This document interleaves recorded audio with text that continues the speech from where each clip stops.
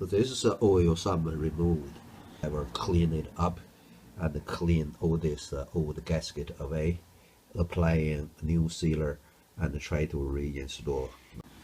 Have another look for the oil sump.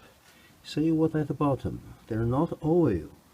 They're just like mud after rain. See? It's very sticky paste, sesame paste. So that's what's at the bottom of the sump. So when you change oil, they're still staying there. And this will block your oil pickup strainer. See this?